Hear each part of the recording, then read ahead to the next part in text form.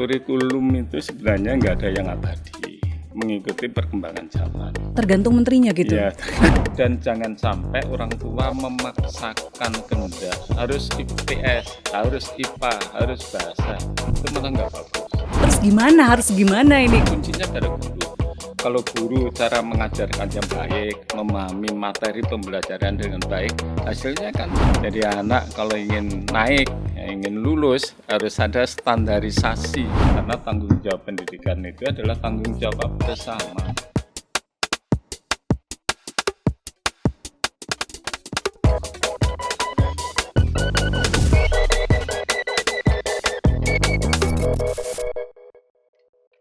Halo sedulur Kompas TV, piye kabare? Senang sekali Sapa Jatim sekarang punya podcast yang namanya Podcast Saja, Sapa Jatim. Dan kita akan menghadirkan obrolan santai seputar informasi terkini di Jawa Timur. Saya Virgianti Kusumah dan sekarang saya punya tamu. Tamunya ini menarik karena orang yang di Jawa Timur pasti tahu deh.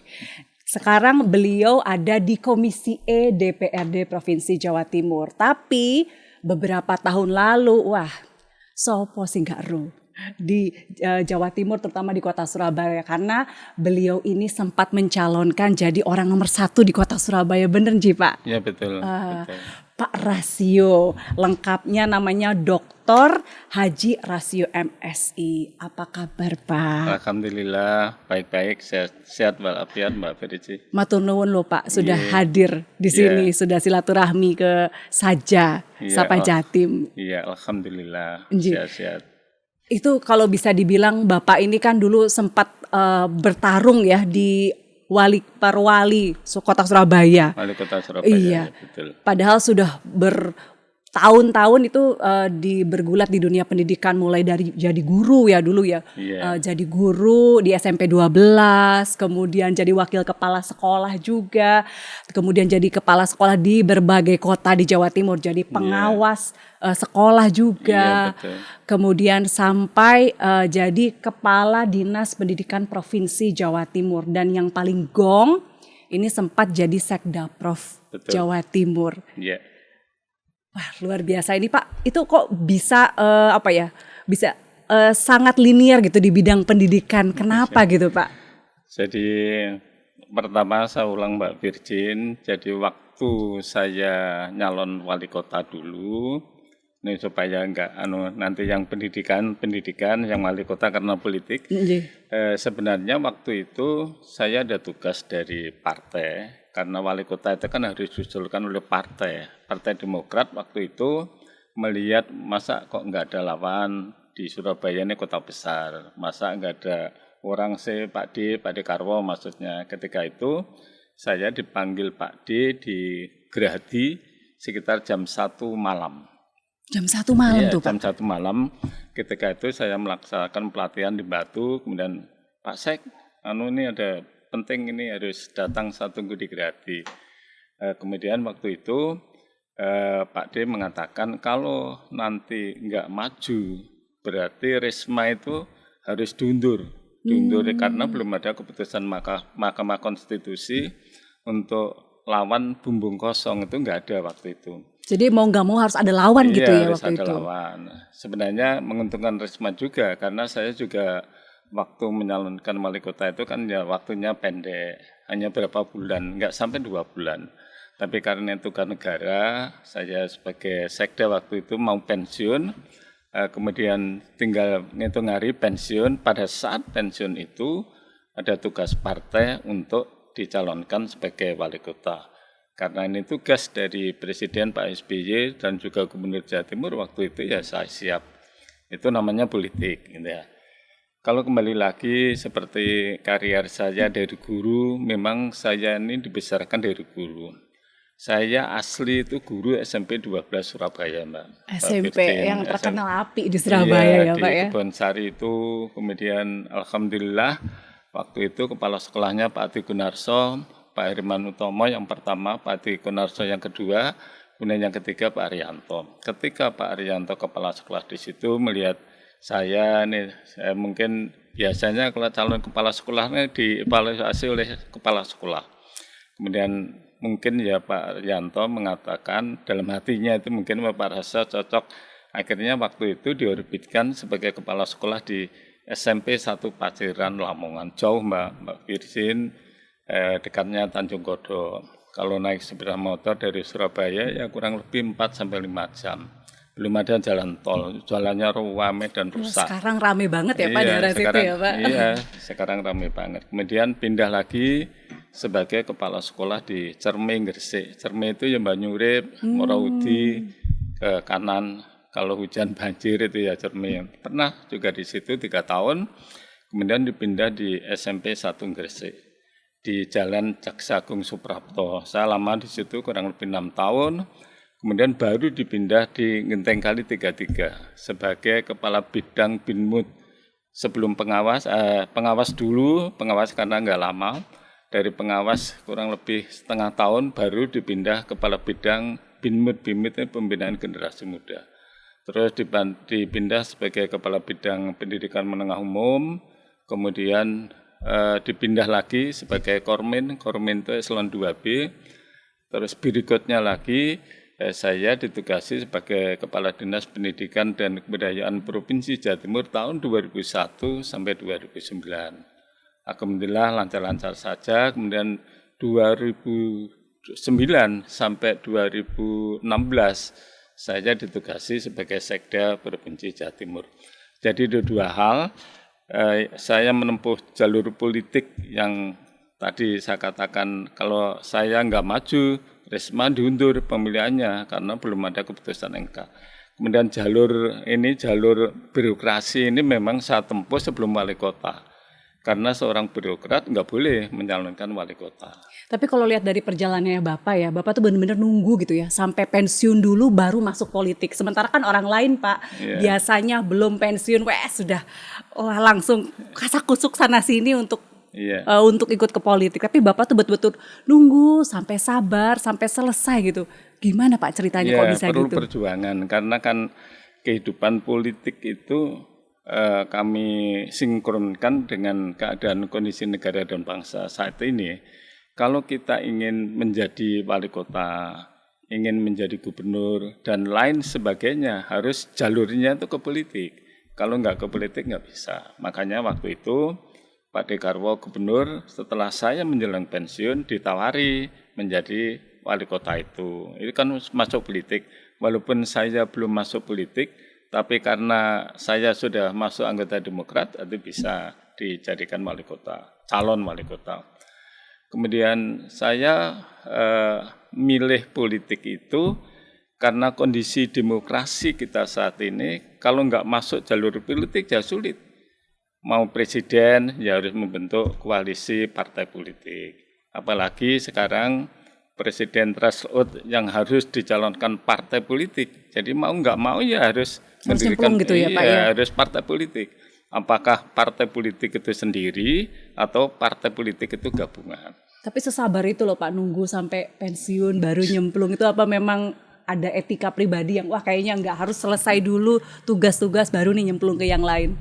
Iya, ya, emang benar Mbak Virgin, karena kan orang kan harus punya perhitungan secara matang, nggak boleh langsung gegabah masuk jalur politik dan lain sebagainya. Makanya waktu itu saya mencontoh kiblat yang dilakukan Pak Dekarwo. Pak Dekarwo waktu itu beliaunya ke DPD Partai Demokrat, kemudian dicalonkan gubernur, kemudian langsung jadi gubernur. Pokoknya ciri demokrasi kita itu memang harus politik, melalui politik gitu. Kemudian saya niru gitu ya, memang tidak sehebat Pak Dekarwo. Pak Dekarwo perhitungannya sangat matang sekali. Kalau saya ini ya, saya ini orangnya kan slow gitu ya, artinya enggak. Tapi pasti loh Pak, ya. Slow tapi pasti.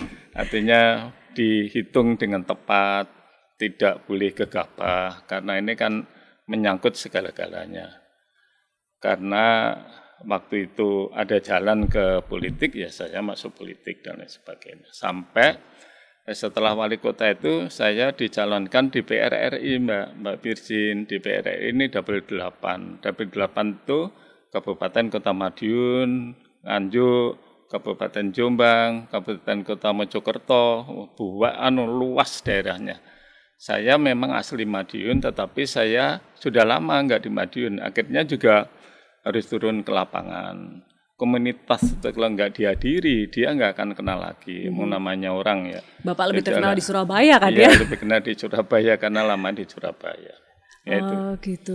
Ini kalau bicara soal tadi Bapak bilang, wah saya sangat perhitungan kalau untuk timingnya dan sebagainya apa itu karena Bapak itu dulunya guru matematika sehingga wah hitung-hitungannya tuh harus pas gitu. Enggak juga. Ya memang segala sesuatu itu harus diperhitungkan dengan cermat. Kalau bisa ya untung ruginya. Tapi kadang-kadang di politik itu ya banyak. Tapi banyak yang sukses loh Pak, guru matematika sukses di politik kayak Pak Bambang Deha kan dulu juga guru matematika. Iya betul. Ternyata wah perhitungannya pas gitu. Iya. Apa itu juga yang bikin Bapak juga perhitungan dan karir kayaknya mulus gitu?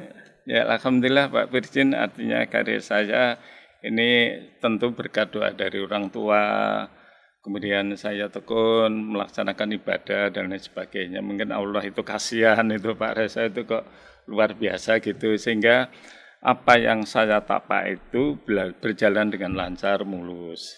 Alhamdulillah.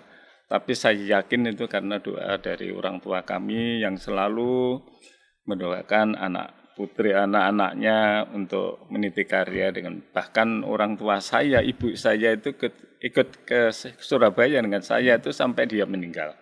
Jadi meninggal di Surabaya ya karena harus mengikuti perjalanan karier saya. Padahal keluarga saya itu banyak. Kenapa harus ikut ke Surabaya?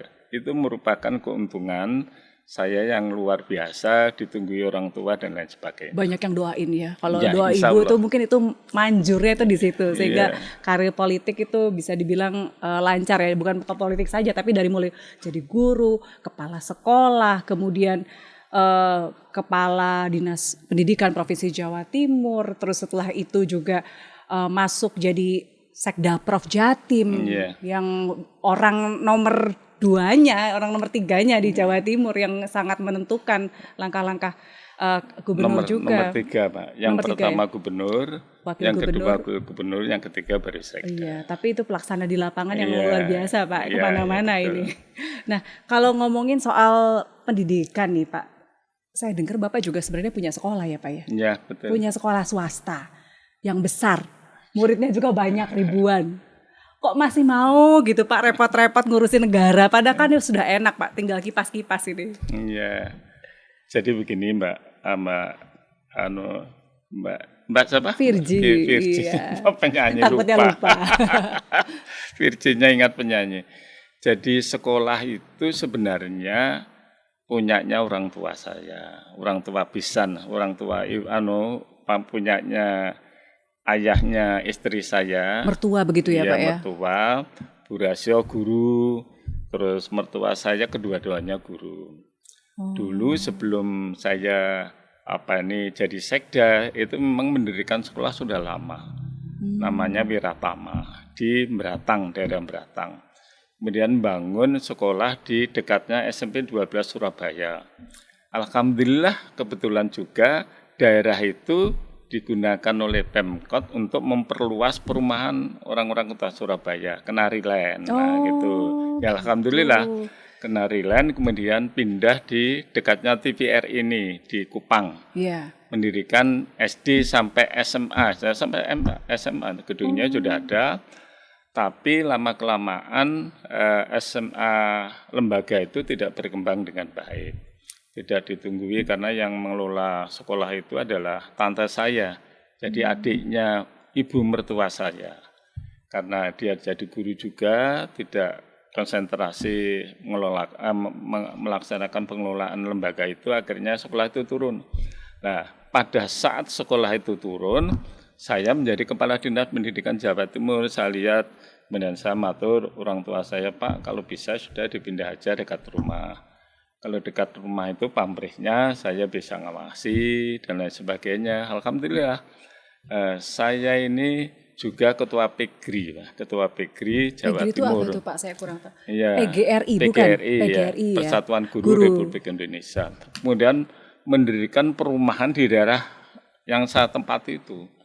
Ya, alhamdulillah karena teman-teman guru, mohon maaf ya penghasilannya waktu itu ya artinya rumah itu ada yang dijual dengan harga dinaikkan sedikit, kasarannya per meter itu 5 juta menjadi 6 juta aja sudah dikasih untuk pengembangan sekolah itu. Jadi yang kupang dijual oleh mertua saya dipindah ke Semolowaru. Itu ceritanya gitu. Akhirnya sekarang menjadi lembaga namanya Kreatif Anur. Intinya lembaga itu sebenarnya maksudnya saya dengan istri saya Bu Rasio sudah meninggal Mbak, sudah 1000 hari yang lalu, 2 tahun yang lalu. Kemudian ingin membantu masyarakat yang tidak bisa menyekolahkan di sekolah-sekolah terbaik. Karena sekolah di Muhammadiyah bayarnya mahal, sekolah di dekat situ yang pendidikan sekolahnya ya bayarnya mahal. Nah berasa itu mas kita ini orang pendidikan nggak bisa bantu. Akhirnya mendirikan sekolah dari taman kanak-kanak dulu, kemudian SD, PAUD itu taman kanak-kanak, kemudian SD, SMP, SD itu SD dari kelas 1, kemudian SMP kelas 1 sampai kelas 3. Alhamdulillah awal perjalanannya ya smooth, nggak ada masalah terus sampai sekarang berkembang dengan baik. Mungkin ya karena saya adalah Kepala Dinas Pendidikan Jawa Timur, jadi orang yakin wow itu yang punya hatam kepala, ya Pak ya dunia pendidikan itu ya. Ya betul. Jadi udah tahu. Ini ngomongin soal dunia pendidikan ini sekarang kan lagi rame tuh Pak. Soal kurikulum, perubahan antara kurikulum Merdeka ke kurikulum yang terbaru ini yang katanya gabungan. Itu sebenarnya gimana sih Pak? Ya, kurikulum itu sebenarnya nggak ada yang abadi, mengikuti perkembangan zaman. Tergantung menterinya gitu? Ya, tergantung menterinya. Bahkan ada guyonan setiap menteri ganti ya kurikulumnya ganti. Ya, ganti. Zamannya Pak Nadiem itu kurikulum Merdeka. Sebenarnya saat ini Pak Mukti Ali juga masih mengembangkan kurikulum Merdeka. Kurikulum yang mengedepankan kebutuhan murid, ya disesuaikan dengan apa yang difahami oleh murid. Kemudian guru itu memberikan penekanan kira-kira anak itu pinter apa gitu agak diarahkan begitu ya, namanya Merdeka. Hanya sayangnya kurikulum Merdeka itu tidak sama dengan kurikulum 75 yang dulu, yang waktu zaman saya. Jadi anak diberikan kebebasan dan lain sebagainya. Masuk ya nggak masuk, naik kelas. Masuk nggak masuk ya lulus. Jadi merdeka semerdeka-merdekanya lost doll gitu ya Pak ya? Merdeka betul, jadi semuanya merdeka. Akhirnya kesannya ya sudah anak sekarang mohon maaf ya Mbak Virgin nggak masuk ya nggak ada dampak. Kalau dulu zaman saya ada dampak. Kalau memang anak itu nggak tertib, nggak masuk, nggak ada izin berapa kali dan dampak pada nilainya itu turun. Karena ada ujian yang dilakukan oleh sekolah, standarnya sudah nasional. Ya anak itu nggak naik. Sekarang nggak ada ceritanya anak nggak naik. Bahkan banyak kayak viral anak-anak SMA itu masih belum bisa tambah-tambahan, kali-kalian ya, gitu. Betul. Itu sebagai orang yang bergulat dengan dunia pendidikan ngelihatnya gimana Pak? Ya karena metodenya. Jadi menanamkan konsep pengertian. Tapi kalau kita dulu kan saya waktu di sekolahnya sekolah dasar bukan sekolah rakyat, itu kalau perhitungan dasar itu ya harus kalau perlu dihafalkan ya dihafalkan, bahwa 1 kali 1, 2 kali 1, 2 kali 2 terus. Sekarang nggak boleh dihafalin katanya Pak. Sekarang itu kan pemahaman, mengerti, tapi kenyataannya anak juga nggak mengerti. Masa 7 kali 6 kadang-kadang masih ngitung jari dan lain sebagainya, terlalu lama. Kemudian 7 kali 8 berapa? Kalau dulu 7 kali 8 ya 56 terus. Jadi sudah melekat pada pikiran kita. Sekarang enggak. Itulah kelemahan sehingga tentu itu menjadi perhatian dari Menteri Pendidikan yang sekarang Pak Mukti Ali ini adalah salah satu unsur dari Muhammadiyah. Kalau saya cermati menteri dari basic Muhammadiyah itu saya kira lebih baik. Mudah-mudahan begitulah. Sehingga tentu tantangan dari Pak Mukti Ali ya bagaimana mengembalikan konsep penyelenggaraan pendidikan yang betul. Jadi kalau anak itu misalkan nggak masuk, nggak sekolah ya kalau perlu ya nggak lulus, nggak naik kelas. Sekarang kan nggak masuk ya lulus, masuk ya lulus, anak ndablek ya lulus, ya Iya, nggak Pak. ada dampak Waduh. sama sekali. Tapi buat guru-gurunya sendiri dampaknya gimana, Pak? Ya Itu kan gurunya sekarang tentu banyak tugas-tugas di luar ngajar ya. Harus bikin secara administrasi, terus mereka harus ambil sertifikasi karena untuk mengajar kurikulum merdeka itu. ya betul. Jadi guru sekarang berat karena kondisi siswanya seperti itu. Kalau guru misalkan melaksanakan pembelajaran dengan metode yang keras, misalkan marahi murid, bahkan terjadi di Sulawesi Selatan, guru apa gitu, terus dituntut di pengadilan dan lain sebagainya. Akhirnya sekarang kesannya ya guru sudah dibiarkan saja. Ini dampak dari kebebasan media dan apa gitu, dan guru, wong saya ini sungguh-sungguh ngajar. Beda dengan kita dulu. Iya, Saya Pak. dulu waktu murid, kalau gurunya itu bahkan nggak hafal perkalian, Disetrap ya, Pak? ya distrap, disuruh berdiri di depan, ya nggak apa-apa, orang tua ya malah marahi kita. Iya. Kamu nggak pernah belajar dan lain sebagainya. Artinya orang tua itu mendukung. Karena sekarang kan nggak. Orang tuanya datang ke sekolah, Pak, ikut Ya, nyetrap gurunya sekarang. ya, orang tua itu ke sekolah berani. Itulah sebenarnya karena tanggung jawab pendidikan itu adalah tanggung jawab bersama. Lah mari kita saling menghargai tugasnya guru dan lain sebagainya. Tugasnya wali murid itu apa? Sehingga itu mendudukkan permasalahan yang benar. Kita ini intinya mendidik anak. Mendidik anak itu tanggung jawab kita bersama, tidak hanya guru tapi juga wali murid. Kalau guru itu mengarahkan hal yang baik, kemudian wali muridnya nggak terima kan juga repot juga. Terus gurunya itu mau ngapain gitu ya. Akhirnya bertindak sedikit bukan kekerasan sebenarnya. Mendidik itu kan bisa dengan menjiwit, menjewer gitu ya. Saya dulu kalau setiap minggu sekali periksa kuku ini gini, ekor dicek. panjangnya diduduk gini, ya sudah biasa gitu. Dulu Artinya guru-guru ya bawa bambu ya, Pak, ya, untuk iya. nyeples anak-anak. garisan kecil itu Oh, iya. didudukkan. Itu memang mendidik seperti itu. Kadang-kadang itu tidak dipahami oleh wali murid secara baik. Terus jadi kalau bisa dibilang nih gara-gara kurikulum merdeka selama beberapa tahun ini, apakah bisa dibilang murid-murid sama guru juga kualitasnya turun, Pak? Semuanya secara menyeluruh. Sebenarnya enggak juga gitu ya. Kalau di Jawa Timur artinya dengan ukuran prestasi penyelenggaraan lomba, kemudian nilai-nilai itu saya kira baik untuk Jawa Timur. Tapi memang dampak secara khusus kepada anak itu sekarang mohon maaf ya Mbak Virgin ya, anak sudah enggak menghormati guru dan lain sebagainya. Saya kira itu kan enggak bagus. Makanya wali murid sekarang lebih mengarahkan anaknya di pondok pesantren. Pendalaman agamanya diperkuat. Karena mengetahui pembelajaran di sekolah itu, kemudian dia itu mengarahkan anaknya supaya dididik akhlaknya melalui pembelajaran agama. Agama di dalam kurikulum yang sekarang itu hanya 2 jam pelajaran. 2 jam itu kalau 1 jam pelajaran katakan 30 menit, katakan 25 menit berarti 50. 1 minggu hanya 50 menit menerima pembelajaran agama. Tapi yang dikembangkan oleh sekolah-sekolah sekarang menyikapi kondisi yang ada ini, dia memperkuat pembelajaran agama. Kalau Islam ya ngajinya diperkuat.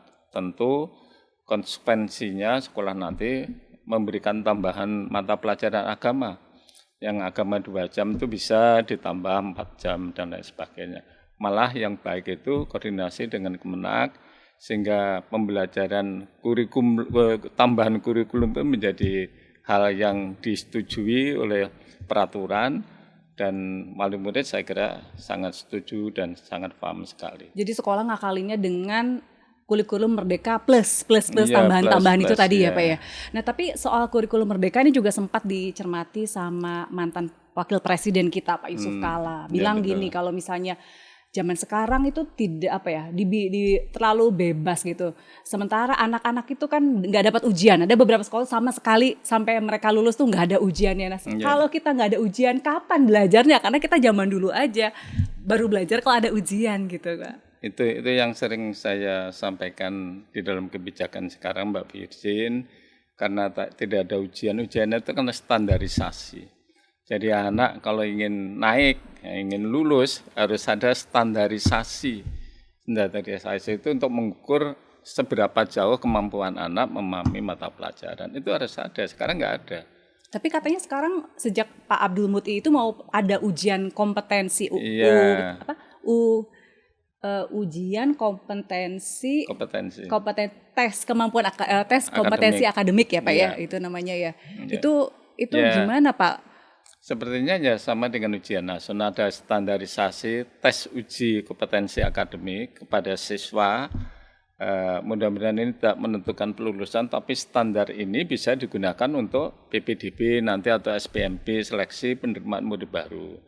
Karena sekarang seleksi ini kan jalurnya kan banyak sekali Mbak, jalur zonasi, sudah zonasi dari awalnya, lalu sekarang diganti domisili, sebenarnya hampir sama domisili dengan zonasi, jalur prestasi, jalur mutasi, jalur afirmasi. Jadi variabelnya tetap. Kalau zaman saya dulu enggak, sudahlah pokoknya untuk standarisasi anak-anak sekolah jenjang ke lebih tinggi ya ikut ujian.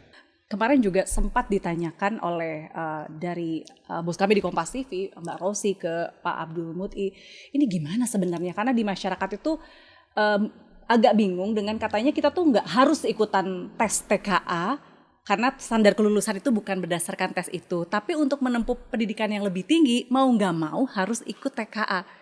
Itu gimana sih Pak sebenarnya? Betul. Karena penentuan lulus itu kan kompleks, variabelnya sangat kompleks, misalkan perilaku, nilai rapotnya kan dihitung betul ya, kemudian kerajinannya dan sebagainya, tidak hanya berdasarkan pada nilai.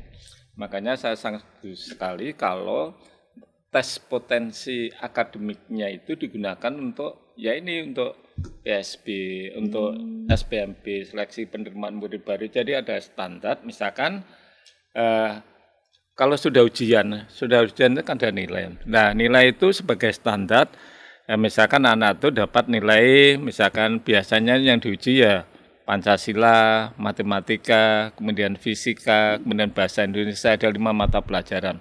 Kalau itu bagus, kemudian dia mendaftarkan di SMA 5 ya boleh saja. Daftar itu bisa di mana saja. Tetapi pada seleksi penerimaan nanti kan di peringkat. Yang baik masuk, yang enggak baik tidak mempedulikan anak itu dari keluarga mampu atau tidak mampu. Tidak mampu pun kalau nilainya itu bagus ya berhak sekolah di sekolah baik. Misalkan di SMA komplek, misalkan di SMA yang baik di kabupaten kota. Jadi tetap wajib ikut itu kalau misalnya mau sekolahnya lanjut gitu ya Pak ya? Mestinya begitu. Ini yang akan digagas oleh Pak Menteri, tapi ini kan belum dilakukan. Yang sekarang pelaksanaannya kan beda. Yang sekarang masih SPMB menggunakan yang sama, prestasi itu adalah nilai rapot. Rapot semester 1 sampai 5. Pada ukuran rapot itu Mbak, mohon maaf Mbak, rapot di sekolah A dan di sekolah B, biasanya yang lembaganya bagus, pengelolaan pendidikan, rapotnya itu nilai 8 itu luar biasa. Iya, angel Pak. Sekolah yang biasa-biasa aja nilainya digede-gedein itu gimana Pak ngakalinnya? Gitu. Kalau itu dipakai ukuran, kan nggak adil juga. Yang adil itu standarisasi itu. Yang tes potensi akademik, ukuran itu bisa nasional, bisa ditingkatkan di provinsi, saya kira itu akan lebih mudah. Jadi kayak sistem zaman dulu lagi ya, kayak Eptanas itu sebenarnya kan untuk standarisasi ya, mungkin istilahnya aja beda sekarang gitu ya Pak ya. Betul. Terus jadi tetap wajib kita harus ikut tes kemampuan akademik itu ya untuk siswa-siswa ya. Karena kan akan melanjutkan, kalau nggak dapat nilai itu nggak bisa juga. Tapi itu kan nanti, tahun ajaran baru nanti Pak, tahun 2020. Oh tahun ini belum? Belum, sekarang kan seleksi penerimaan murid barunya kan menggunakan prestasi, kemudian domisili, afirmasi, dan mutasi. Mutasi ya, karena sekarang orang tua kan bingung, aduh ini ganti menteri, ganti kurikulum, terus udah gitu ganti ketentuan SPMB-nya juga, terus harus gimana ini, kan biasanya mereka juga untuk menyiapkan jalur prestasi kan berarti harus menyusun strategi dari beberapa tahun sebelumnya, ini harus gimana sih Pak orang tua murid ini?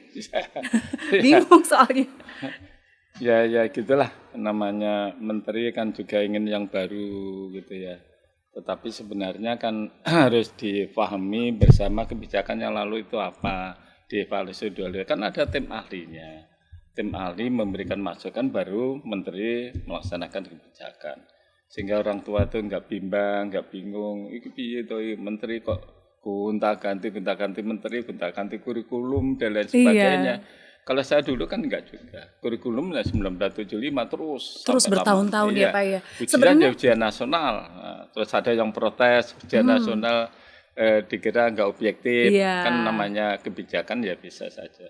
Sebenarnya urgensi dari perubahan kurikulum tuh apa sih Pak? Kok digonta-ganti terus? Ya sebenarnya kalau saya ya Mbak, sebenarnya yang menentukan hasil dari pendidikan itu kan proses belajar mengajar. Proses belajar mengajar harus ada kurikulum. Kurikulum kita apa? Kurikulum itu ya standar kurikulum yang diajarkan pada siswa. Di sana ada pendidikan agama, ada bahasa Indonesia, ada matematika, ada bahasa daerah dan lain sebagainya. Itu kurikulum. Ya kurikulum itu harus diajarkan, kuncinya pada guru.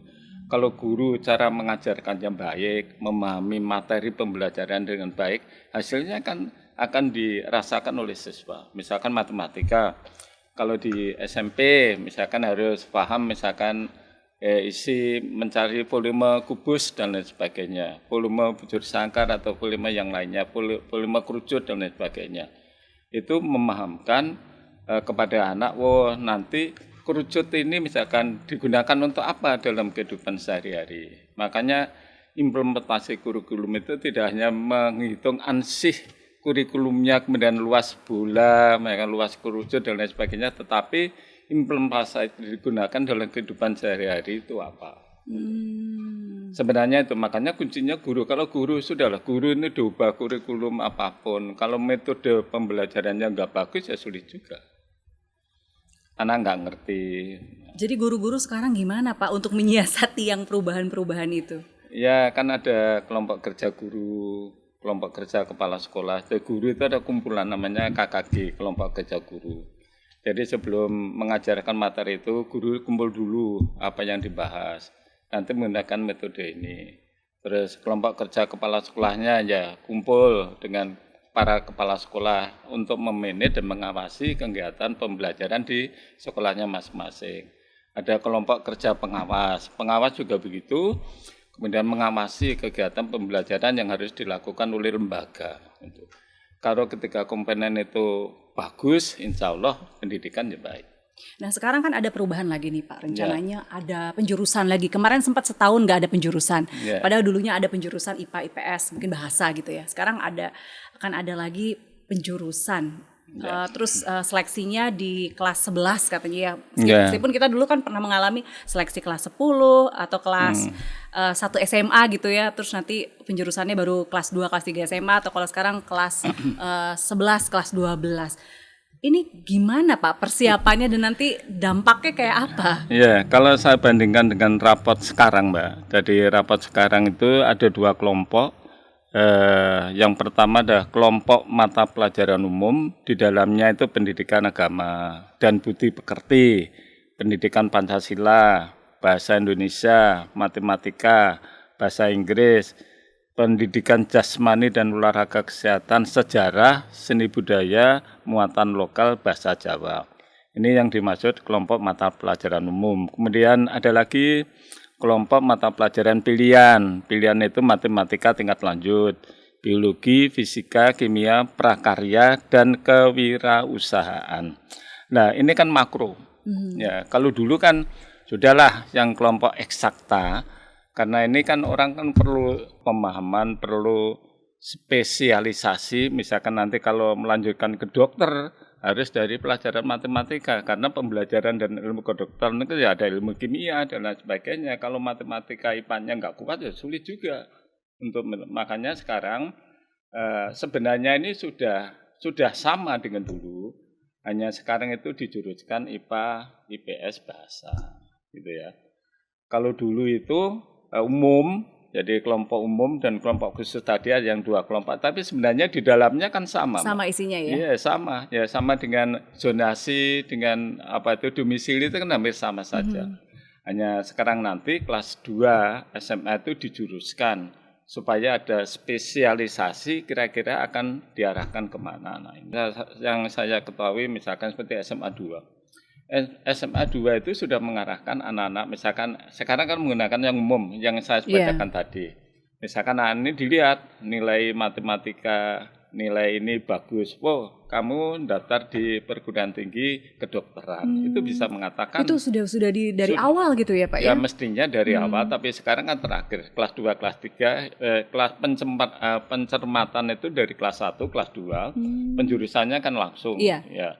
Kalau dia misalkan sejarahnya bagus, ini kan ada pelajaran sejarah tadi. Oh ini jurusan hukum. Kalau ekonominya, oh ini dijuruskan ke ekonomi. Ekonomi itu ada eksakta juga, ada matematika juga di situ. Kalau misalkan saja dijuruskan ke misalkan ke bahasa, karena bahasa itu juga penting. Kalau kita misalkan nggak memahami bahasa asing dengan baik, ya saya kira sulit. Makanya itu diarahkan untuk mengambil di perguruan tingginya yang kaitannya bahasa. Diarahkan ke perguruan tingginya mengambil jurusan eksakta, biasanya ke ITS, bagian mesin, elektro, itu kan mata pelajarannya eksakta semua. Kalau nggak paham itu ya sulit. Itu Mbak Firji, makanya sekarang nanti Pak Menteri itu kelihatannya penjurusannya mulai kelas 2, ya kelas yang pertama umum baru diarahkan. Nah, penjurusan ini saya mohonkan peran dari guru BK, kemudian juga wali murid harus ya pedulilah terhadap pembinaan putra-putri yang disayangi, jangan sampai nanti kemudian diserahkan sepenuhnya pada sekolah, sehingga penjurusannya ini kan juga peran orang tua juga. Orang tua tahu, oh itu anakku itu rapate nenggene matematika apa tak kon terusnya, misalkan itu di jurusan ITS atau apa, misalkan di perkapalan itu juga eksakta semua, perhitungannya eksakta. Dokter apalagi, dokter itu IPA-nya harus bagus, biologi, kimia. Tapi kadang kan ya saya sendiri ngerasain dulu anak ternyata lebih karena nilai IPS lebih bagus diarahkan ke IPS, padahal sebenarnya dia pengen masuk IPA gitu kan. Tapi akhirnya ya bisa pindah juga meskipun ada penjurusan dari BK. Ya makanya nanti kalau seperti itu yang terjadi kan memaksakan pada anak juga gak bagus. Kalau anak misalkan kecenderungannya itu bahasanya bagus, kenapa tidak harus ngambil hukum, misalkan saja. Hukum kan juga baik. Makanya peran serta wali muridnya, ayah kandung, bapak ibu itu kan paham betul ya anaknya itu kemana sih. Kemudian guru BK, bimbingan konseling itu tidak hanya misalkan anak terlambat kemudian dipanggil oleh guru BK, biasanya kesannya kan gitu. Makanya sekarang harus bersama-sama dengan wali murid mendudukkan permasalahannya ini lebih otentik, data rapotnya seperti ini. Apakah tidak sebaiknya misalkan nanti di kelas 2-nya mengambil jurusan ini, jadi dirunding di situ. Kalau perlu ya misalkan menyewa lembaga psikologi bekerjasama dengan sekolah, kan bisa tes psikologi nanti dites di situ, kan itu kan jelas juga. Kan lebih mantap gitu. Oh anak ini misalkan bahasa Inggrisnya bagus, ya lebih baik nanti jurusan bahasa. Bahasa Inggris kan juga bagus. Artinya spesialisasi anak itu harus dibangun dari awal. Jangan sampai terus ketika itu, wah saya ini ngambil jurusan apa ya, bingung sendiri. Bukan berarti Pak itu lebih baik daripada IPS, enggak membedakan. Tapi kenyataannya itu. pilihan lebih banyak Pak, gimana Bisa. dong? Enggak, makanya itu yang harus diluruskan oleh sekolah gitu ya. Wali murid diajak kumpul di situ, kan itu kelas 2. Kelas 2 itu wali muridnya dikumpulkan, diberikan penjelasan. Kalau perlu ngundang psikologi di situ, terus guru BK-nya juga tampil di situ memberikan penjelasan. Saya kira kalau dijelaskan gitu paham. Dan jangan sampai orang tua memaksakan kehendak harus IPS, harus IPA, harus bahasa. Itu malah nggak bagus. Bukan berarti bahasa itu lebih jelek daripada IPA, enggak. Kenyataannya kehidupan di masyarakat itu enggak seperti itu. Yang bahasanya bagus malah bisa jadi di kedutaan dan lain sebagainya. Kalau misalkan olahraganya baik bisa menjadi akabri dan lain sebagainya. Akabri itu juga selain fisiknya juga otaknya udah cerdas, berarti dia harus IPA-nya baik. Harus IPA-nya bagus ya Pak, Iya, itu soalnya tesnya kan susah juga. Nanti mekanisme asesmennya kayak gimana Pak kira-kira kalau untuk penjurusan nanti? ya makanya itu peran dari guru BK. Guru BK kan sudah punya data, Mas. Data misalkan si A Bambang ini ya, nilainya dilihat itu. Makanya guru BK-nya harus betul-betul memahami tugas pokok fungsinya. Kalau perlu ya basicnya itu psikologi, gitu ya. Tapi sekarang ya tergantung kepala sekolah. Kalau enggak hanya guru BK BK-an juga nanti dampaknya juga enggak bagus. Tidak mengena pada sasaran. Makanya BK, guru BK, bimbingan konseling yang saat ini saya cermati sudah melaksanakan dengan baik. Misalkan yang kemarin kan tes seleksi non akademis kan langsung dari sekolah, tidak tes dia. Dasarnya nilai. Nilai itu kemudian diserahkan pada BK yang mengarahkan, kemudian jurusan ini diberitahu pada anaknya itu. Akhirnya anaknya daftar, dan yang daftar malah sekolah, bukan anaknya. Tapi kalau misalnya ngelihat ini ada perubahan lagi, jurusan kembali diadakan, ini Bapak ngelihatnya optimis atau pesimis? Saya optimis dengan catatan guru BK harus profesional.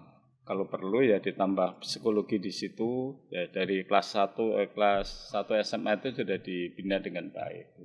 Kemudian yang kedua, peran serta dari wali murid, orang tuanya, jangan sampai, mohon maaf ya, orang tuanya nggak peduli. Dan sekarang pendidikan itu harus bersama, Mbak, nggak bisa diserahkan pada sekolah saja. Kalau orang tuanya nggak peduli ya gimana? Gitu ya.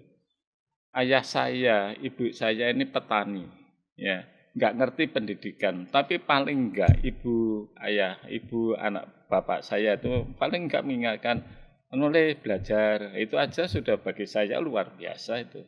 Itu sudah merupakan perhatian yang luar biasa bagi saya. Hanya diingatkan saja. Tidak harus memahami konsep, misalkan penjurusan enggak harus. Makanya ini penting sekali, jangan sampai ayah dan ibu enggak peduli terhadap anaknya, anak dibiarkan saja, main HP ya dibiarkan saja, waktunya belajar enggak diingatkan, waktunya sholat kalau agama Islam enggak diingatkan, akhirnya ya terjadi yang tidak kita inginkan bersama. Sebenarnya lebih banyak orang tua yang terlalu peduli dalam arti terlalu mengontrol keinginan anaknya, atau orang tua yang nggak peduli sama sekali sih Pak? Ya kelihatannya orang tua karena sibuk ya, mohon maaf ya Mbak, ekonominya kurang dan lain sebagainya, harus kerja sampai malam, nggak dari kerja pulangnya malam sampai rumah tidur, nggak ngerti apa yang dilakukan oleh anak-anaknya yang kita cintai bersama. Makanya paling nggak mengingatkan. Untuk itu sekolah harus misalkan kalau kelas 1 akhir, misalkan mengumpulkan wali murid, diberikan rapotnya anak dan lain sebagainya. Itu kan juga komunikasi yang dibangun oleh sekolah dan wali murid. Nanti kelas 2 penjurusan, sebelum penjurusan itu wali muridnya dipanggil, diadakan pertemuan di situ, nanti akan ada kebijakan sekolah itu begini dan lain sebagainya. Sehingga paling tidak ya wali murid tahu, engkau penjurusan gitu ya. Kalau enggak gitu sulit, Mbak. Kalau hanya diserahkan pada sekolah itu loh muridnya banyak. Wali muridnya aja banyak orang itu ya macam-macam. Banyak kepala juga, banyak pikiran. Juga. Makanya juga harus ya tugasnya harus dilakukan. Nah, kepala sekolah yang gemukkan wali muridnya supaya paham kebijakan yang dilakukan sekolah. Seperti ini SPMB ini, Mbak. SPMB ini sebenarnya harus, ini kan SMP kan, wali muridnya SMP dikumpulkan. Daftarnya itu harus dilakukan oleh wali murid online. Harus wali murid online ya, jadi nggak bisa anak-anaknya diculno gitu ya Pak ya? Nggak bisa. Kalau mengalami kesulitan menghubungi wali kelasnya masing-masing. Nanti baru didaftarkan ke lembaga mana. Dari sekolah itu menurunkan yang namanya nomor PIN. Nah kalau sudah nomor PIN itu berarti sudah mendaftarkan. Juga kadang-kadang wali murid nggak paham juga. Dan ini kebijakan baru. Makanya kemarin ketika Dinas Pendidikan saya kumpulkan, tolonglah Dinas Pendidikan Kabupaten Kota harus melakukan sosialisasi dengan baik. Karena ya wali murid ya kadang-kadang sibuk, kadang-kadang gimana ya Mbak, Kadang-kadang gaptek juga Pak. Iya, kadang-kadang ya gaptek, nggak bisa menggapai dan lain sebagainya. Makanya ya harus bersama, karena tanggung jawab pendidikan itu adalah tanggung jawab bersama antara pemerintahnya yang melakukan kebijakan, yang melaksanakan ada lembaga sekolah, kemudian dinas pendidikan kabupaten kota, yang kena sasaran ya wali murid, objeknya kan wali murid. Nah, wali murid itu anaknya tadi, makanya harus sama, kalau nggak sama sulit. Saya. Ya. Matur nuwun Bapak. Semoga dibantu juga dikawal itu di DPRD Ya, Pak dengan otomatis. aturan-aturannya itu Pak. Makanya dengan saya di DPRD Jawa Timur ini sebenarnya ya itu kan anak buah saya semuanya. Yang dulu saya sekda, dia itu adalah di dinas terkait, yang jadi kepala dinas pendidikan ya mantan anak buah saya. Itu merupakan hal yang baik bagi saya, dan apa yang saya miliki ini tidak dimiliki oleh anggota yang lain. Anggota yang lain, dan mohon maaf ya Mbak Virgin, dari politik murni, langsung ke blue situ. Ya, kalau saya kan enggak, saya ini dari birokrasi, dari guru. Betul-betul gitu. itu ya Pak ya, udah asam garam luar biasa ya. Terus sekarang di legislatif itu fungsinya ada 3 Mbak, fungsi kontrol, ngawasi apa? Ngawasi kebijakan yang dilakukan oleh pemerintah. Ngawasi itu kalau dia nggak paham juga sulit, yang diawasi apa, nggak ngerti. Makanya fungsi kontrolnya itu, fungsi budgeting itulah penganggaran, menganggarkan. Misalkan seperti ini ya, kebijakan Bu Gubernur sebanyak 72.816 murid yang tidak diterima di sekolah negeri akan diberikan bantuan 1 juta. Itu kan dianggarkan, itu kan duit yang menganggarkan adalah DPRD. Makanya DPRD kalau nggak ngerti gimana nanti meluncurkan. Dan yang penting dianggarkan dulu. Jadi apa yang di program gubernur pemerintah itu dianggarkan di Dewan, disetujui, kemudian nanti didok oleh DPRD, baru dilaksanakan. Padahal pelaksanaannya nanti ya bulan Juli. Nah, Juli itu sudah tahun ajaran baru. Tahun ajaran baru itu setiap tanggal 15 bulan Juli itu tahun baru. Tahun semester pertama pelaksanaan pembelajaran. Matur nuwun sangat Bapak sudah hadir, sudah silaturahmi di Sapa Jatim ya. Mudah-mudahan informasi yang dibagikan ini benar-benar bisa memberikan pemahaman baru, terutama soal nanti ada penjurusan lagi ya untuk SMA. Dan jangan lupa subscribe, terus nge-like dan komen, karena kita juga akan balik lagi di Sapa Jatim episode selanjutnya. Saya Virgi, sampai jumpa.